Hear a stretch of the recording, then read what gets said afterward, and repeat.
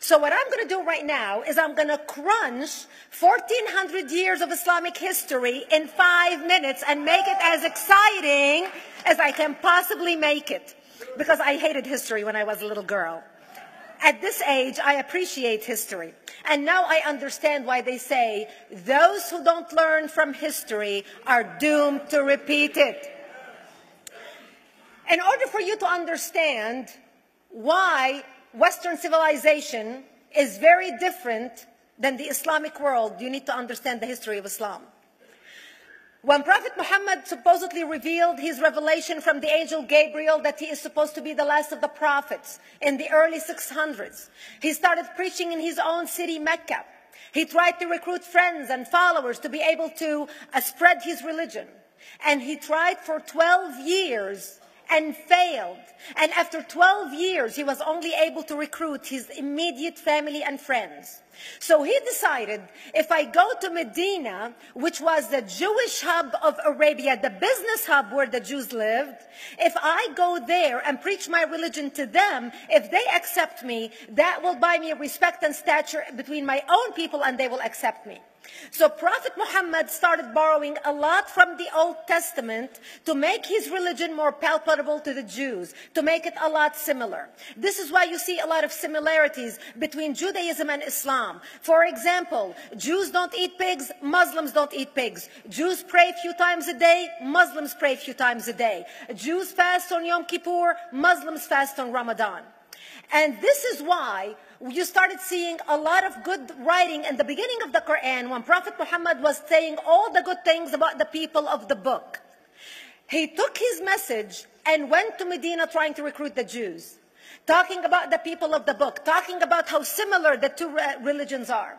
When they refused to accept him and follow him as the last of the prophet, that's when he turned against them and started killing them and started expelling them. That's when Islam went from a spiritual movement for the first 12 years of Islam into a political movement cloaked in religion after the year of the Hijrah, after Muhammad went to Medina and the Jews did not accept him.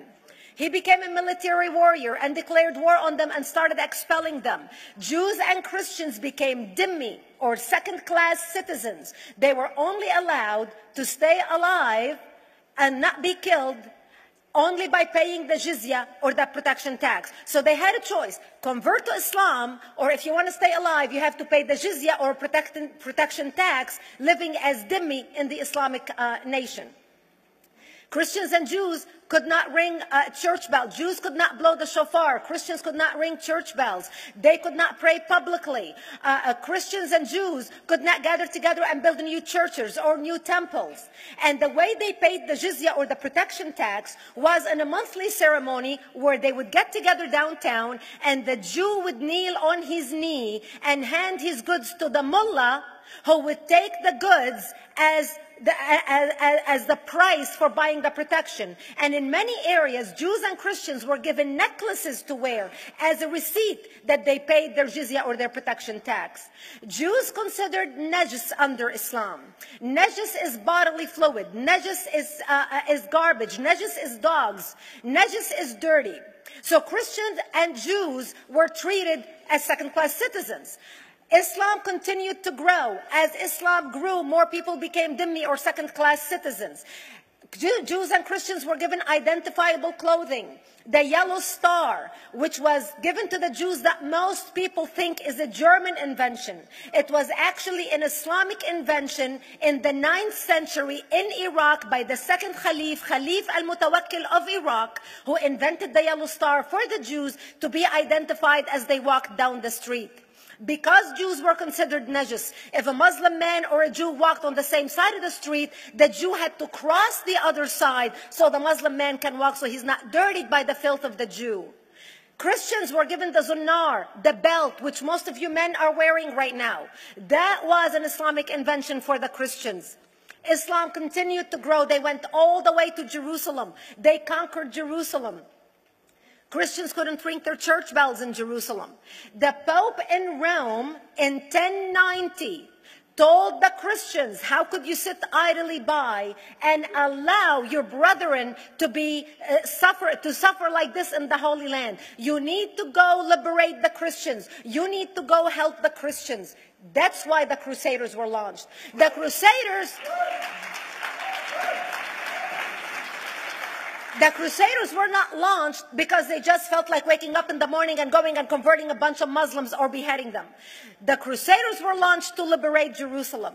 And they were able to liberate Jerusalem for less than 100 years before Salah ad-Din al-Ayyubi, Saladin, took it back, and Jerusalem remained under Islamic control until 1967, when the State of Israel liberated Jerusalem, where Christians, Jews, and Muslims could pray under the same sky.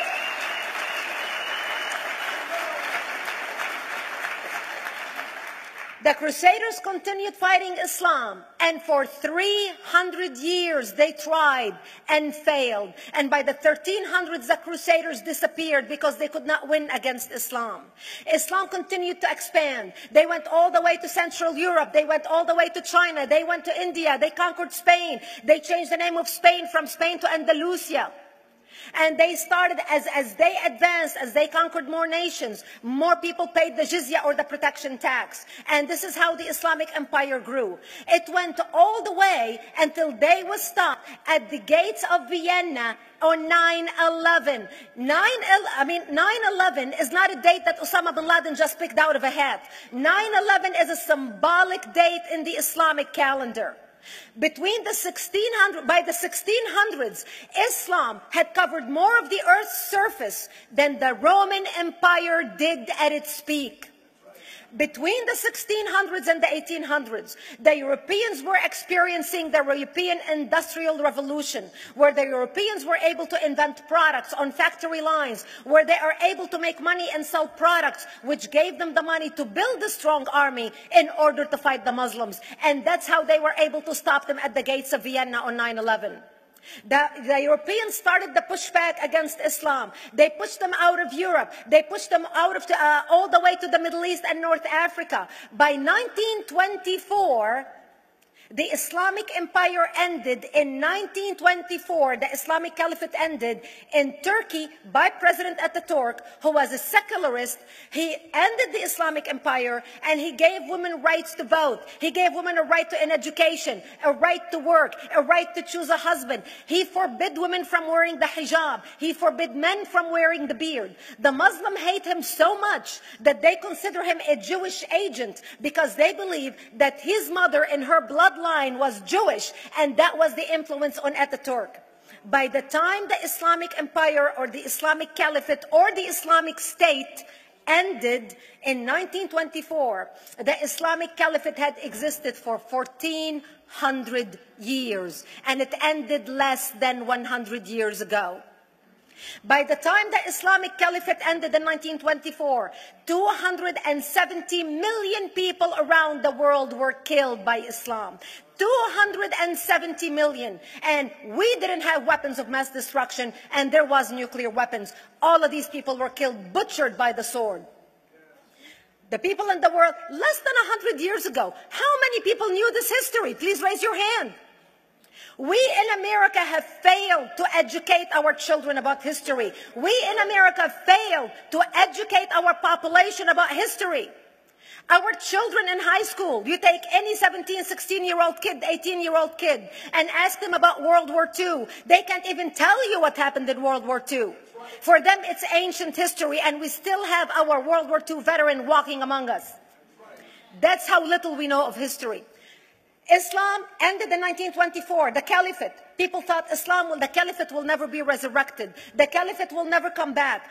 But two things happened in the Middle East in the last century that made the Islamists be able to resurrect the Caliphate.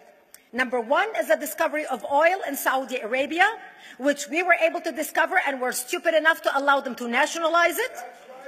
And the number two that happened was Ayatollah Khomeini coming to power in 1979. That gave the Islamists the money and also the spiritual covering in order to explode on the world stage. And people say, oh, well, the Wahhabis exported their Wahhabi radical religion. The Wahhabis are the name of Wahhab. They're not a different sect of Islam. They follow the authentic preaching of Prophet Muhammad, the way Prophet Muhammad lived and practiced his religion. This is why neither you or me or any infidel can step a foot in Mecca, because as far as they're concerned, we are filth. And as infidels, we're not allowed to step a foot, not President Obama and not anybody else. As a matter of fact, Al-Qaeda used to use Saudi Arabia and its success as an excuse to recruit members, as the example to show them how Allah has blessed Saudi Arabia because of the way they adhere to the tenets of Islam. And today we talk about ISIS. ISIS is not a new invention. ISIS resurrected the caliphate that ended less than 100 years ago. Except we are too ignorant and too uninformed to understand what ISIS is doing and why ISIS is succeeding.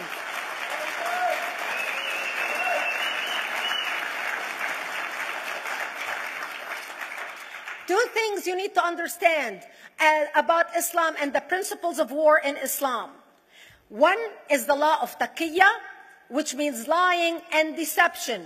It means that a Muslim man can lay his hand on the Quran and swear that he is telling the truth, knowing that he is lying, but also knowing that the Quran will forgive him because he is advancing the cause of Islam. The second thing you need to know about is that the Treaty of Al-Hudaybiyah, which is an Islamic principle of war and a model on how to deceive your enemy when you have to sign peace treaties with your enemy. And it is based on an example by Prophet Muhammad. Prophet Muhammad was attacking the Meccans and their caravans when he was living in Medina. One day he attacked them because this is how he got the goodies. He would attack them, rob them, and spread the goodies among his men. And this is how he was able to recruit, because this is how people made money without working. And so he attacked the Meccan caravans. When he realized he's not able to defeat the Meccans in that city of Al-Hudaybiyah, in that place, he signed a 10-year treaty with them. Does that sound familiar? A 10-year treaty with them that says he will not attack them, he will have peace with them, he will not declare war on them. Muhammad used the treaty for 2 years to build his military, strengthen his army, and when he realized he was strong enough to attack his enemies when they least expected it, because they thought they had a peace treaty with Muhammad, he broke the treaty, attacked them 2 years later, and Mecca fell within 24 hours because they were not expecting the attack. And that became a principle of war in Islam. And to give you an example of how that is practiced, this is why anything signed with Iran means nothing to them. And to give you an example of how this law has been put to use in recent history, Yasser Arafat, who's not an Islamist, but he is a Muslim, met with the Israelis and signed the Oslo Accord in 1993. Remember all the handshaking at the lawn of the White House? The Oslo Accord, Yasser Arafat used the peace treaty, the Oslo Accord with Israel, to get Israel to bring him back and give him his territory, finance his military, train his police, and give his police the weapons. Yasser Arafat broke the Oslo Accord 8 years later, didn't even wait 10 years, and declared the second intifada in 2000, and all hell broke loose. He used the same treaty to win and deceive against his enemies and deceive his enemies. When Jordanian press, after Yasser Arafat signed the Oslo Accord with Israel, and Egyptian press would interview Yasser Arafat, and they would say, how could you sign a peace treaty with the devil? How could you sign a peace treaty with the Jews? Yasser Arafat will tell them, remember Hudaybiyah. That's all he would have to say. The whole Muslim world knew exactly what Yasser Arafat was talking about. We in the West and the Jews in Israel, it was over their heads. Nobody understood what Hudaybiyah was referring to.